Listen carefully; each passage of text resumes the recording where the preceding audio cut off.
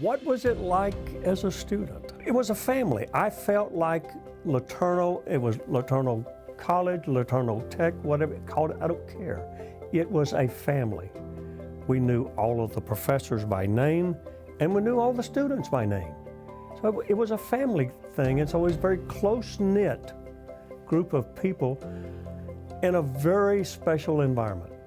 I first was exposed to LeTourneau Technical Institute of Texas through the Now magazine in about 1955 when I was in 6th grade. During those remaining 6 years of schooling, I had my eye on LeTourneau Technical Institute of Texas, and so I came in the fall of '61, the first year that LeTourneau College was established.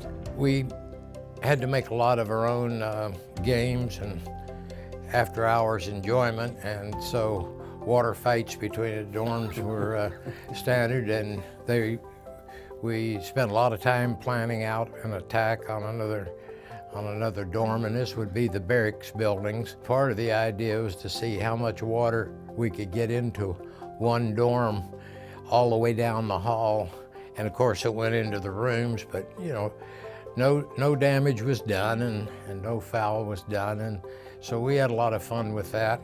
We had the example of Pop, a industrialist whose gift of 90% to the Lord and living on 10% is mind-boggling. So we saw that. We saw that in his life every day.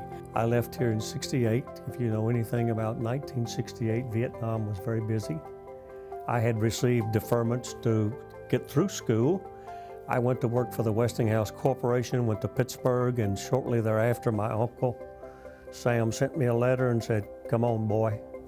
We've got you all the clothes and bullets you can shoot." And so I was drafted, went into the military, was there almost 4 years. After graduating with an engineering degree, I taught welding and metallurgy, and then I too went into sales. And while I was good at sales, and I loved sales, it seemed like God was always leading me into management. I think it was leading people that was my specialty, and so eventually we wound up nearly 40 years ago owning our own business. Sometimes life will throw you a curveball. It will throw you a curve, and they're hard and they hurt.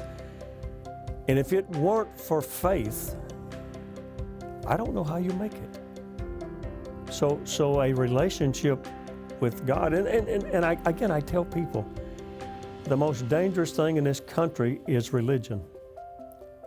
Christ is about a relationship, and that's what he wants, and so he wants us to do that and share that with other people and make that relationship grow.